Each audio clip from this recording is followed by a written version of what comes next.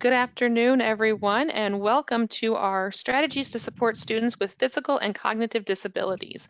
This is a series that we've been putting together. It started back in October, and we've had webinars, and actually quite a few each month, on the different special populations. So if there is a population that you're interested in that we're not covering today, please check out on our website, and Brittany will be talking about that as she goes through her presentation.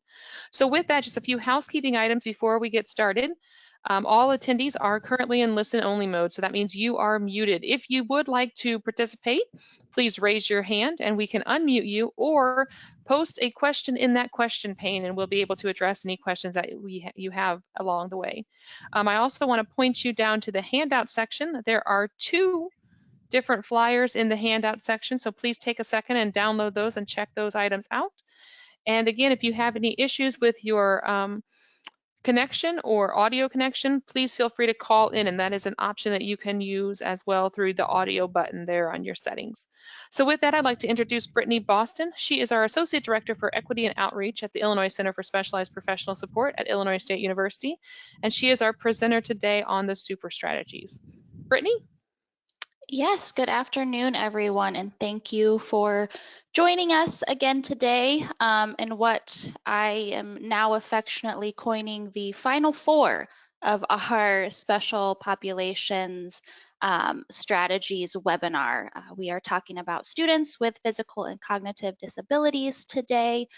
And before I get too far into it, just to stick with the same format, for those of you who may not be familiar with the center, a little bit about what our center is and what it is that we do.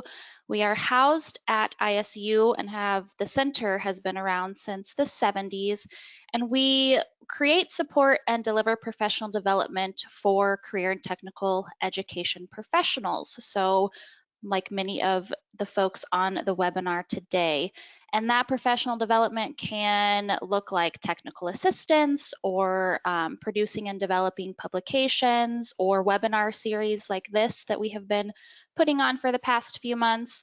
And as our tagline says, we really focus on impacting educational equity, especially when it comes to transition, recruitment, retention, and completion. So that is a little bit about our center. And as Amy had mentioned, there are a couple of handouts in the handouts section. So the PDF for today's slides are in there for you to download because later on I will be sharing some links to additional resources as well as links for registration for upcoming webinars.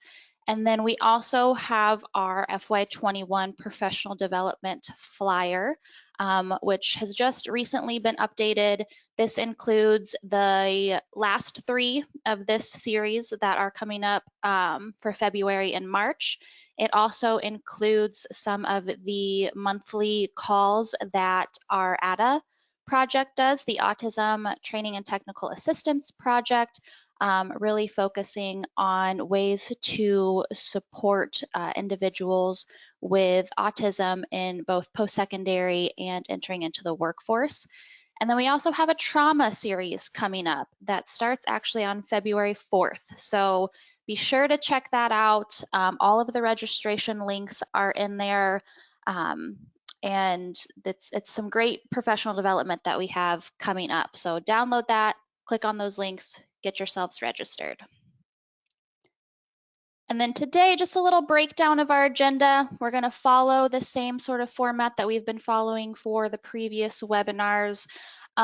If you have been joining me for these webinars and you have eagle eyes, you notice that in this particular webinar, we are talking about considerations rather than barriers and challenges. And I'll go a little bit more into that when we get to that point. But we're going to define who students with disabilities are, look at some considerations, ways to inform and recruit, talk about some supports and services that we can implement and enhance within our institutions.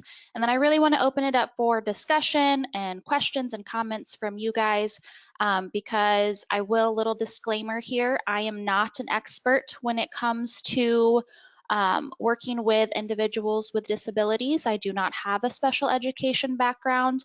The information that I am sharing with you comes from those evidence-based practices and research that myself and the center have done. But you guys are the ones in the fields working with the students, and so I really want to hear from you guys as well. And then I'll discuss some additional resources that I think might be helpful. So who are students with disabilities? So when we look at Perkins V, they refer us to the Americans with Disabilities Act, or the ADA Act of 1990. And so when we're defining the term disability, we are talking about a physical or mental impairment that substantially limits one or more major life activities. And so there can either be a record of such impairment, so a medical diagnosis, or being regarded as having such an impairment. So if there have been evaluations or assessments done at the educational level, and it's been shown that this disability has a big enough impact on the student and the way they learn and interpret information, that's under that definition there as well. So some things to take into consideration when we are talking about students with disabilities.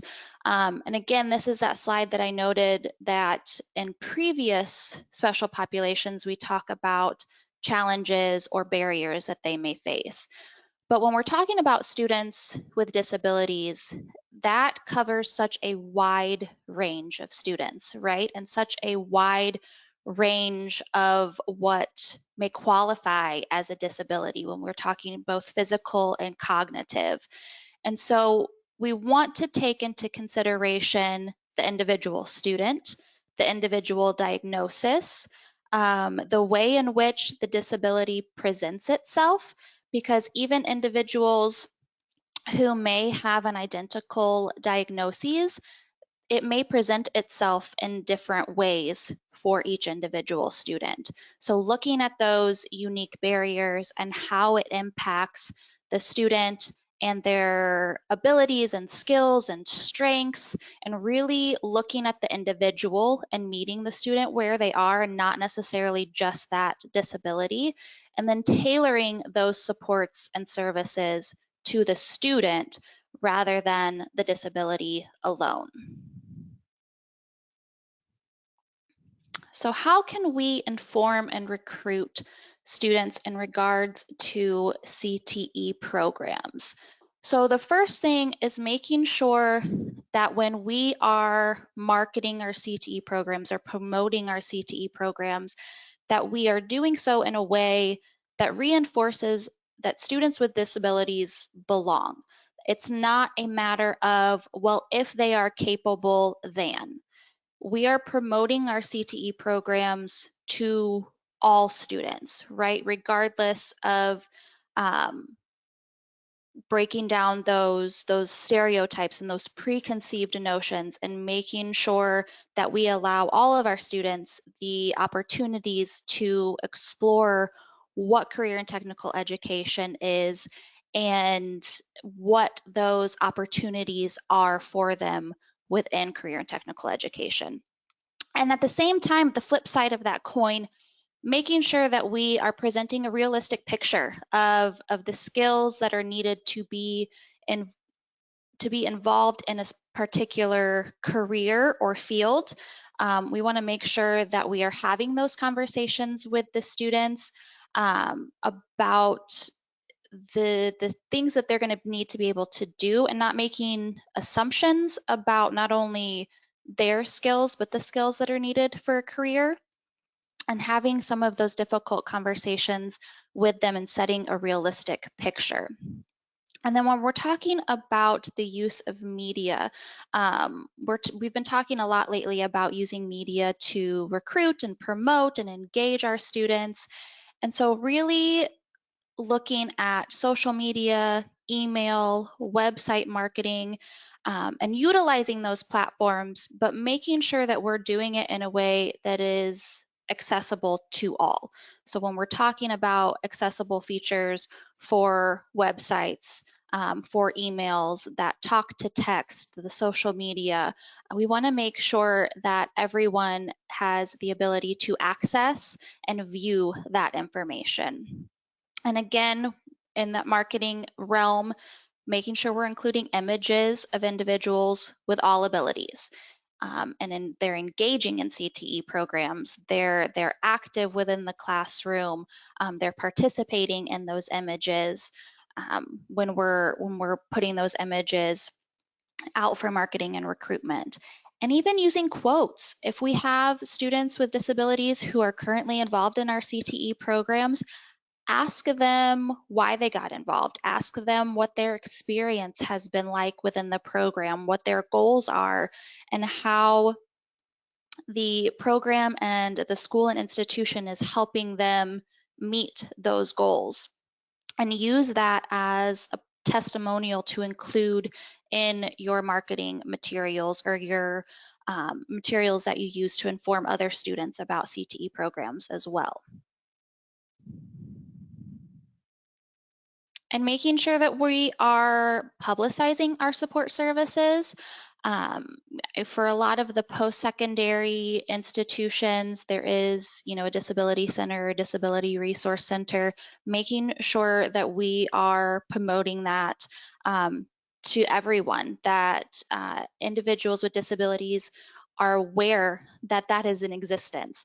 When I was doing the research for this particular super strategy document, one of the key reasons why some individuals with disabilities do not continue on to post-secondary education is because they don't feel as though they will have the supports they need in order to be successful and the accommodations that they will need in order to participate. And a lot of times that's not true. Obviously it depends on the area you are in and the availability of the resources and the partnerships that you can build. But to make sure that students and parents and families and the community are aware of the resources and the accommodations and supports that are available to a student who may need them. And again, as I had mentioned, parents, making sure that we're including parents in recruitment and career exploration activities.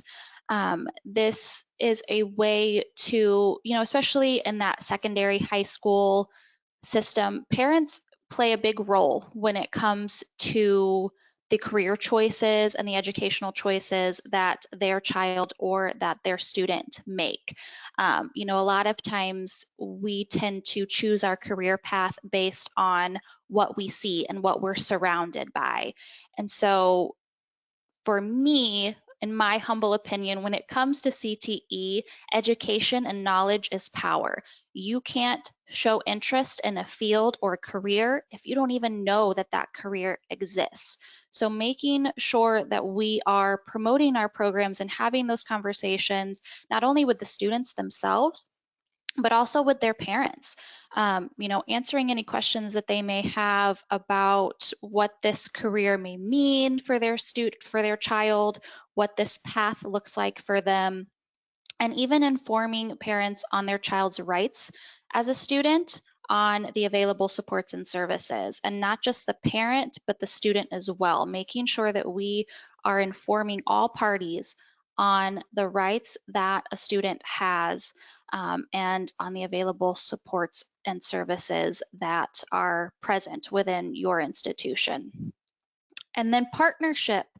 Participate in professional conferences, communicate with your secondary, post-secondary, special education professionals, have those conversations with them about, what those next steps look like, what that process looks like, and engage with those industry professionals to help and assist in that decision making for the students as well as that transition period. So we'll move right on into some supports and services. Actually, I will pause here for a minute to see if there are any questions regarding the first few slides I just went through there.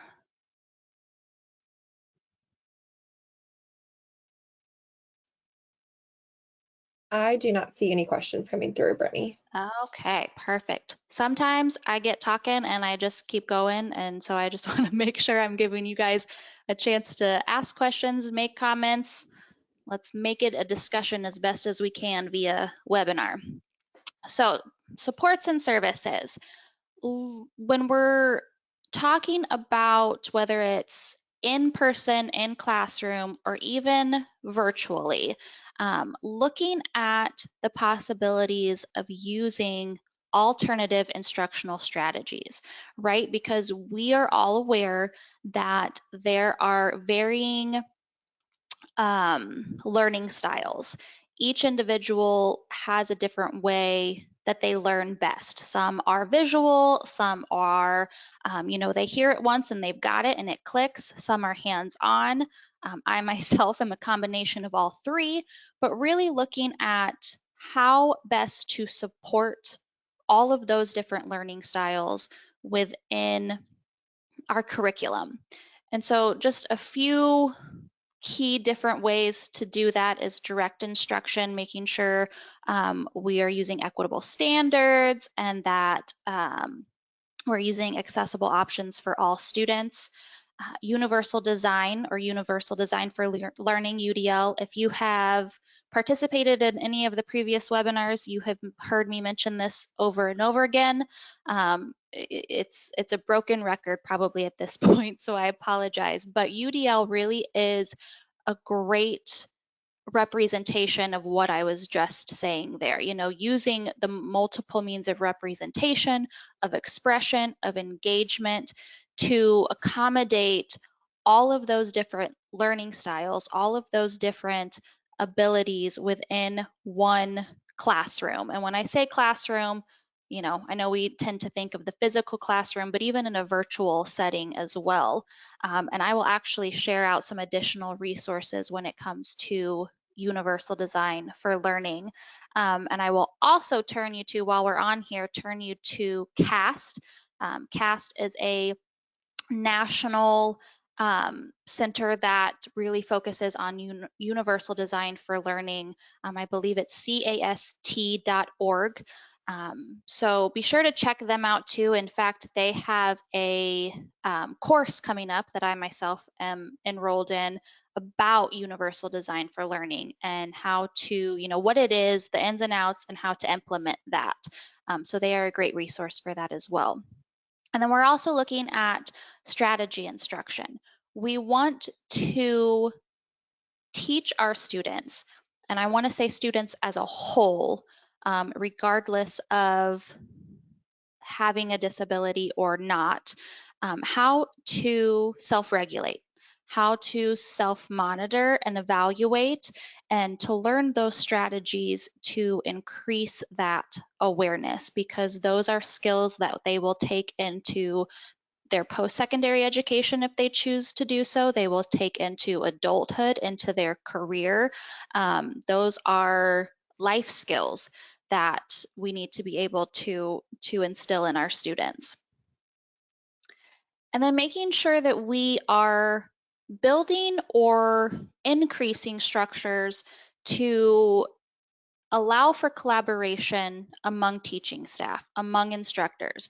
So when we talk about, that quote unquote general education or special education and CTE teachers, making sure that we are allowing for common planning time, allowing for conversation of, what that student, how the students, how they're doing in the classroom, where maybe those gaps are, how they can best support a particular student, and making sure that we are also, including those special education and CTE teachers and training on the standards, the curriculums, the assessments. Make sure that everyone can not only talk the talk, but walk the walk. I think we tend to, and I'm speaking for myself here as well, we tend to get siloed in our own little areas. and we get really focused and lasered in, which is great because I think a lot of us are passionate about what we do, but being able to understand how everything interconnects and how it all works together, and building that partnership. And then making sure when we are talking about students who have IEPs, allowing and helping individuals who maybe don't work firsthand with the IEP process, and sort of helping training them on, how to interpret those IEPs. And when we have students who need those accommodations, what does implementation look like? How does that look? How does that work within the classroom environment? And making sure that we are having those conversations with them to support them to be able to implement that. And if they have questions, once they do start implementing those accommodations and they have questions, who do they go to? Do they know who to communicate those concerns or those issues with? And then again, as I had mentioned earlier, sort of that self-monitoring, teaching students strategies on self-advocacy, and how to ask for accommodations if they feel that they need them. And especially when we get into that post-secondary aspect, the IEP should follow. But when we get into post-secondary, it really is about self-advocacy for the student. They need to ask for those accommodations, ask for those supports. And again, that's where that sort of marketing and sharing that these are available, these supports are available, comes into play, because we want to make sure that while we want students to self-advocate, we want them to be aware of the supports and services that we have available at our institutions as well. It's that twofold, that two-party participation there, right? And again, I had mentioned this before, really looking at the student individually, looking at the academic and functional needs of each student, not just their diagnosis. Because as I had mentioned, there are many things that qualify as a disability.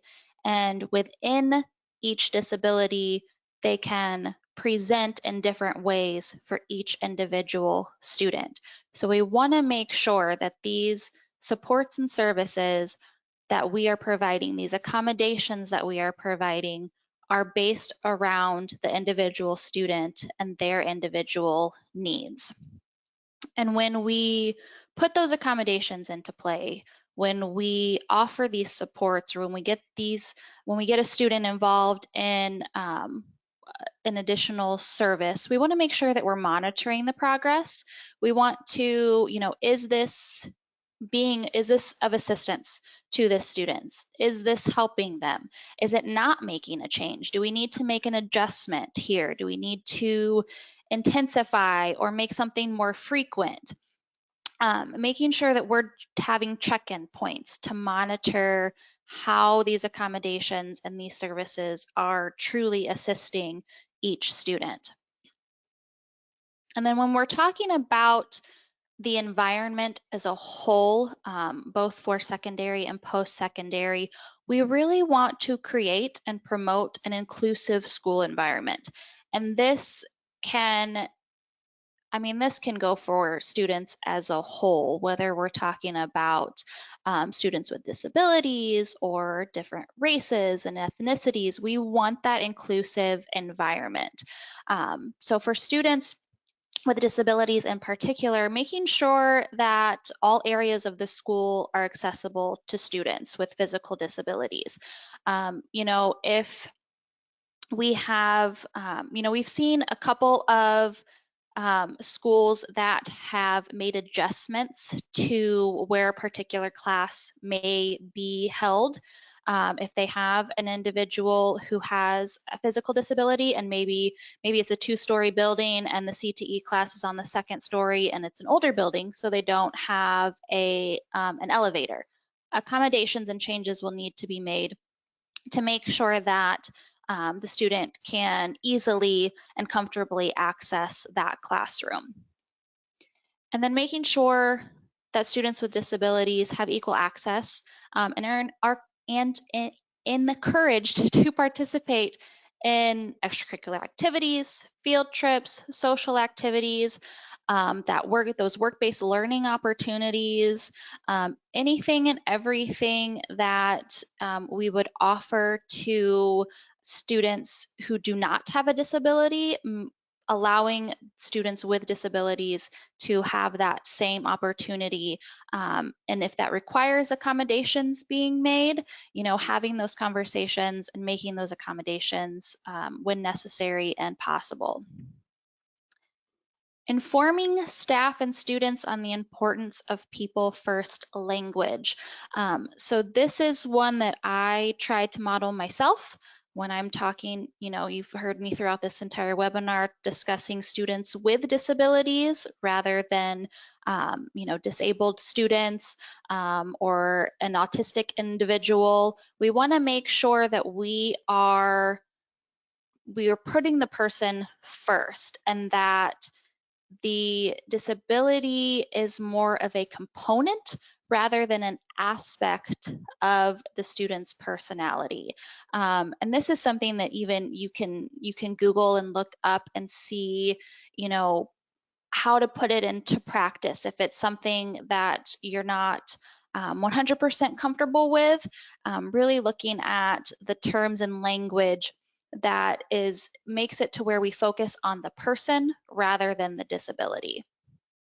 And then when we're talking about CTE in particular, making sure that we're informing all of our students, right? Regardless, informing all of our students about the different career options within CTE and how they get started in high school. We know that they can do dual credit. We know that a lot of our high schools have CTE programs and partner with their local community college. And so maybe even taking that a step further and being able to do a career exploration day, or discussing and sharing the services that are available within a community college or a four-year institution, depending on what that particular student's plan is. Having those conversations before they enroll and before they get there, so that they are aware of the supports and services they have access to. And then even emphasizing those potential earnings and timelines for completion. We know that a lot of our students have a lot on their plates. I remember being in high school myself, and high school for me is a lot different than high school and college for kids now. They have a lot more going on. Many of them have additional families, they have jobs, they have additional stressors. We're in the middle of a pandemic right now. They have a lot on their plate. And so when we can emphasize the opportunities and the benefits of going into a CTE program, obviously we want to make sure that the student is interested and this is something that they want to do for a career and that's their choice, right? But really emphasizing those benefits can help open up their eyes to the opportunities that lie within CTE. Okay, so some more supports and services, informing parents and students on their rights as a student and on available supports and services. We touched base a little bit on this earlier, but it could even be, an introductory level letter to all learners. And this is something that I've touched on a lot of the webinars, just letting all of our students know, all of our learners, all of our families know about the services that are available, whether that is childcare, transportation, disability services. An additional support is an additional support, regardless of whether you think a student may need it or not. Informing them is the best practice. Knowledge is power, knowledge is key. So making sure that we are letting everyone know and be made aware of all of the support services that they have access to. And then providing learners with support programs. This is another one that I touch on for honestly all of the special populations, because connection really is a great way to keep students involved, to keep that engagement. Everybody wants to feel as though they are connected, as though they have a support system, and as though they are being understood. So whether that is through group discussions or active mentoring, or even other community service activities that you may have locally, getting students involved and connected is a great way to keep that engagement. And then I had mentioned doing checkpoints when we're providing those accommodations and services to see if they are truly helping and assisting the student. And if we come to find that there are gaps and maybe this is an accommodation that is not being as helpful and productive as we had hoped, developing those partnerships with local service providers or agencies within your community to cover those gaps that either you don't have the ability to provide for whatever reason, or maybe they just need an additional boost. They need to be intensified, and you have an agency within your community that is able to do that. And then implementing comprehensive retention initiatives. And again, this really comes into sort of that connection piece as well. But when we're talking about maybe those at-risk CTE learners who we feel that they may be pulling away, they may not continue through the program, some of those retention initiatives can help give them that extra boost. So it's orientation at the beginning of each program, peer mentoring programs, and not just for academic purposes, but those social emotional purposes as well. And then making sure that we engage in the interactive process to determine whether or not accommodations are needed to achieve that successful retention. So making sure that, again, that evaluation process, right?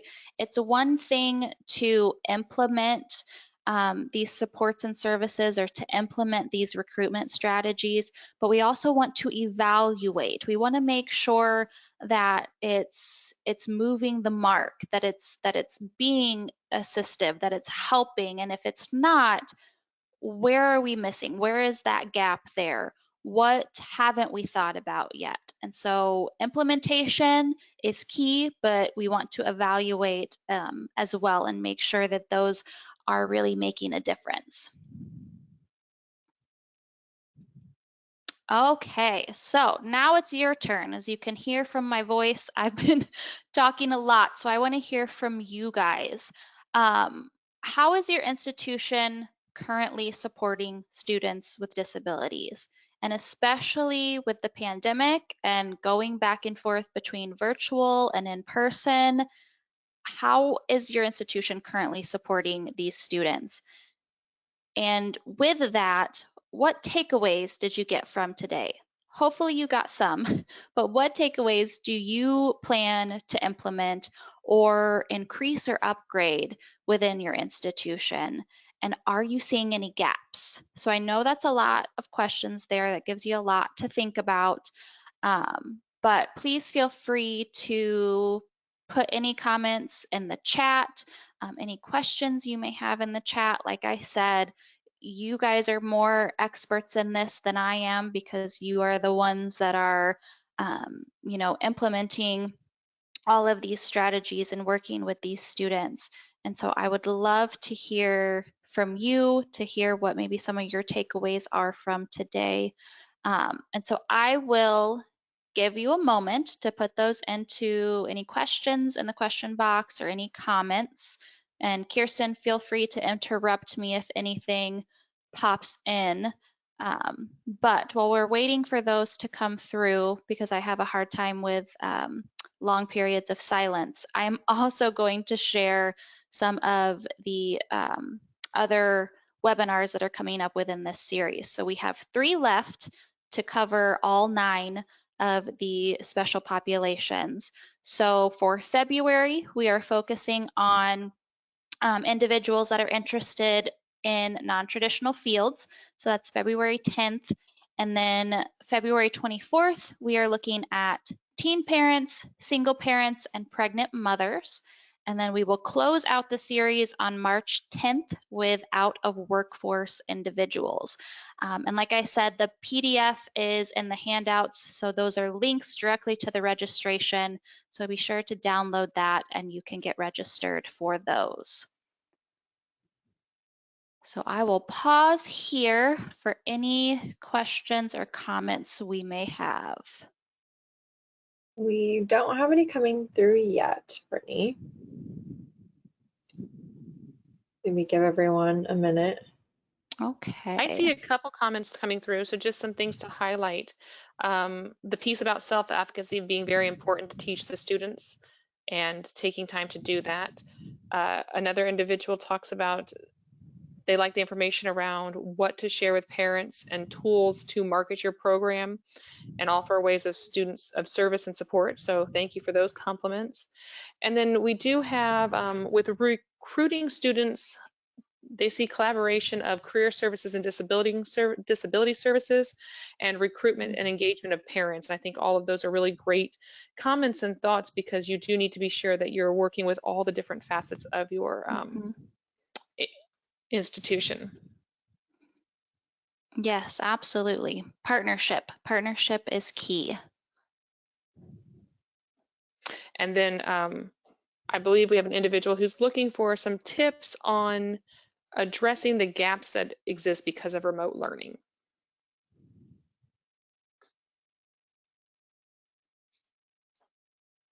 So the individual says that I'm a director of the Disability Access Center at my institution. I think that we are meeting most of the needs of the students when they request accommodation. I think there are gaps existing are mainly because of remote learning and mandated social distancing, also limiting course offerings impact students as well. And I think all of those are true, and there have been a slew of barriers that have encountered the system this year that we had never really, trust me, in my 15 years in education, I did not ever think that I would be dealing with a pandemic and everyone forced remote. I think one of the best things to do, and Brittany, I'd like to hear your input on this as well, is just that over communication. Be sure that you're crossing all your I's and dotting all your T's, and sorry, reverse that, crossing all your T's and dotting all your I's around supportive services for our students. Yeah, absolutely. And I will say, to play sort of devil's advocate here, one of the benefits and one of the silver linings that has come out of the pandemic is that we are now aware of more the availability of technology and how that can play a role within our classroom. And looking at, the accommodations that are available via technology and through Zoom and how to continue implementing those, and how those can continue to play a role even when we do go back to in-person. And I know some are in the process of going back to in-person, but still utilizing technology to our benefit. And that can take you can have many different looks. That can take many different shapes and forms there as well. But that's my silver lining anyways.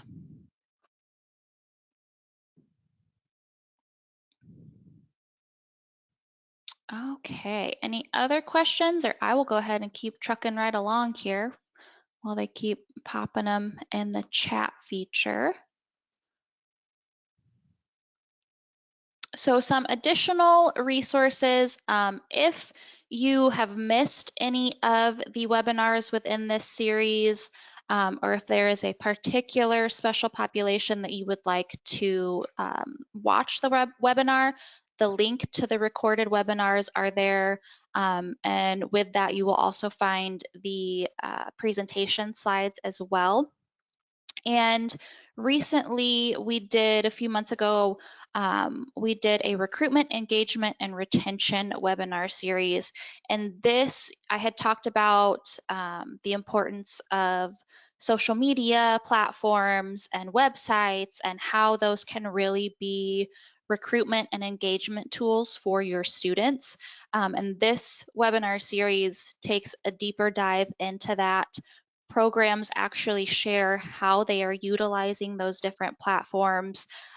We touch a little bit on website accessibility as well and how important that is and what that looks like. So be sure to check that one out also. And then I mentioned the Universal Design for Learning.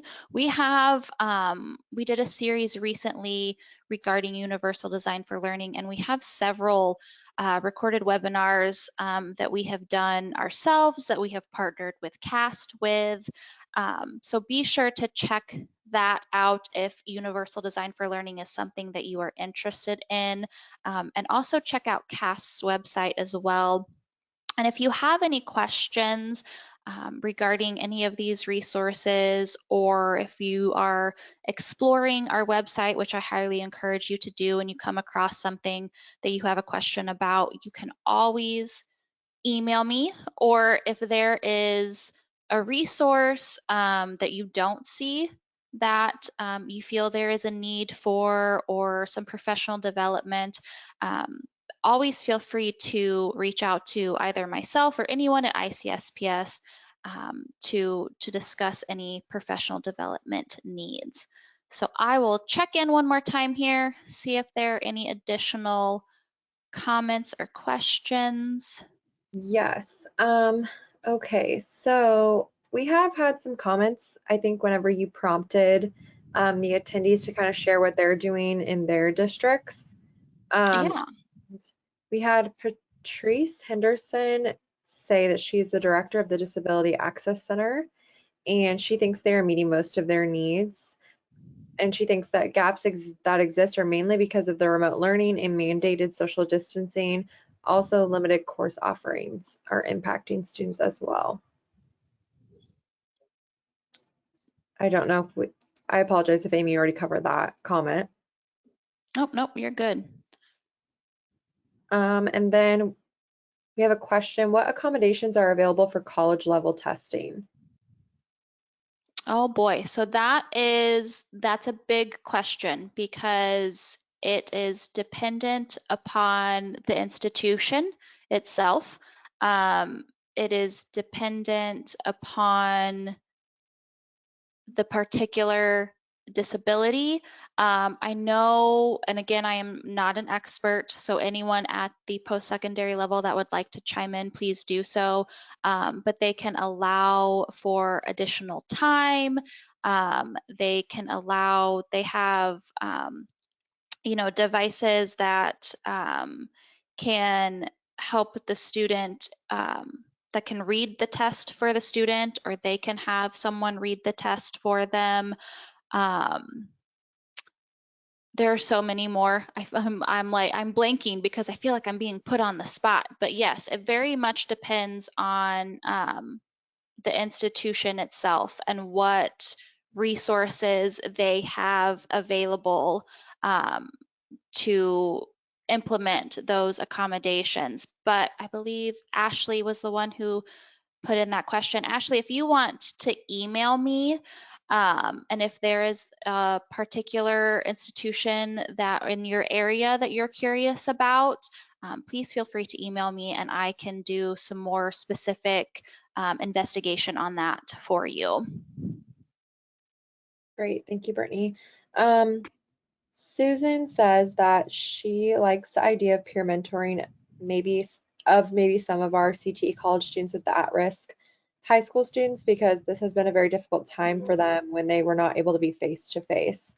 And I think that's a great idea, Susan. So just a great comment from her.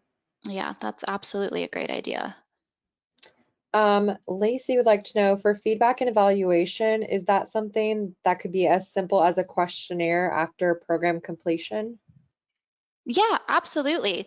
You know, you have to make it work for your program, for your institution. So whether, or even just, you know, a simple conversation with a student, that, you know, you have determined that they need these particular accommodations, or they have requested themselves that they need particular accommodations or extra supports. And just having as simple as a conversation of saying, okay, do you feel that this made a difference? Do you feel that this was successful? Or questionnaire. Um, Absolutely. It doesn't have to be anything too in depth, right? We don't, you know, I know you guys have lots on your plates. You guys are busy, busy people. So I'm not saying that we need to do anything too time consuming or too crazy, but just making sure that we are having those conversations and that we are checking in and evaluating those accommodations and those supports, rather than just providing them and offering them and then just assuming that they're doing their job, right? Great, thank you, Brittany. Michael wanted to make a comment about what they're doing at his institution. He says, we just ordered automated workstations for our culinary arts program, and these tables can be raised or lowered as needed to accommodate various needs, such as wheelchair accessibility. This will also allow them to provide portable equipment, such as scales, mixers, induction burners, cutting boards, and food processors at a height that works for each particular student's needs and accommodations. That is amazing, Michael. Yes, and I have seen those workstations firsthand, and they are amazing. And so that's one of those, you know, when we're asked about what accommodations are available at the post-secondary level, it's such a broad spectrum that it's very hard to narrow down. But yes, that is one that is really cool. And so when you have a student who is struggling and who has said that they need that additional support, you know, they need additional support in some way, research, ask questions, see what's out there, because the advances that technology has allowed and has made is, it's crazy. I mean, there's so much out there, that again, it really does depend on the individual student and their individual needs, and just seeing what's available, what resources are out there. So yeah, Michael, those are awesome. One more comment and a couple more questions. The next comment is from Rosalie, and she says that her institution is holding online classes on Zoom for people with disabilities, but something that they struggle with is engaging students at different levels. Some have a hard time focusing and need more activity-based instruction, while others prefer more discussion-based instruction. I think all post-secondary institutions that are offering those online classes are dealing with that. I adjunct teach at a post-secondary institution, as well as work at our center, and I deal with that with both my students who have disabilities, whether they be physical or learning disabilities, and then also with my students who do not. Yeah, absolutely. I would agree with that. And Rosalie, I would encourage you to check out CAST's website. I'm pretty sure it's cast.org, because I had mentioned that universal design for learning, and they are the national level experts on that, even though I hate the term expert, but they are. And so that really is kind of what you're talking about there.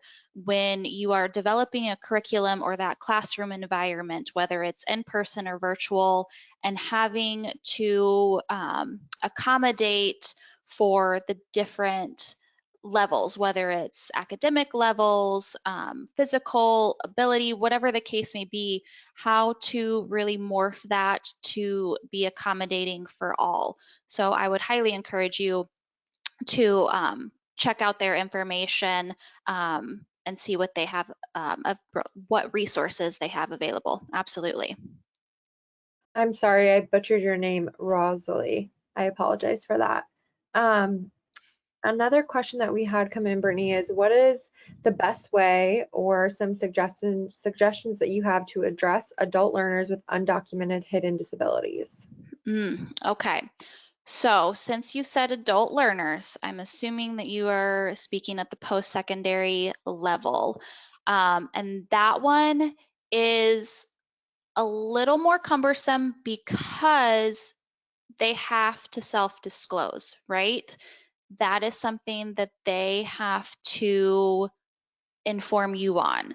And so to me, it's really about building that connection and building that relationship with a student. We want to make sure that our students feel comfortable enough to disclose that information to us, but also while building those relationships is highly important, making sure that we are marketing and promoting and sharing and informing and educating our students about the resources that are available. And it could be something as simple as, for a lot of, when we talk about special populations in particular, certain supports and services, they have to quote unquote classify as a special population, right? But students may not know what special populations are. And so if it's just a way of, do you need additional support with X, Y, and Z? Do you need tutoring? Are you struggling in this course and feel like you need additional support? If so, here's who to contact, and provide a name and a phone number or an email address. Send them directly to a person to help build that connection, that relationship, so that they feel comfortable disclosing that information and working with you to get the additional support that they need.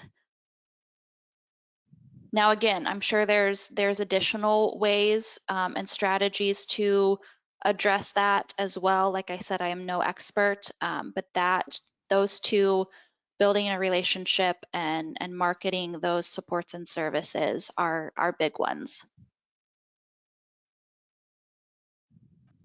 Great, thank you, Brittany. A lot of people are saying thank you and that they're going to check out CAST, which is awesome. And then we have a couple more minutes here. Patrice, I apologize if I am saying your name wrong. With my name being Kirsten, I know how that feels, so I apologize if I'm saying anyone's name wrong. Says that they provide extra time on tests, virtual proctoring, reading and scribing in Zoom, as well as screen reading and magnification software. Those are great tactics.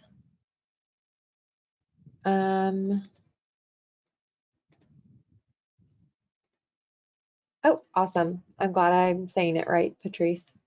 I think that's all we have for comments and questions right now. All right, great. That was awesome. You guys are an engaged group. I love it.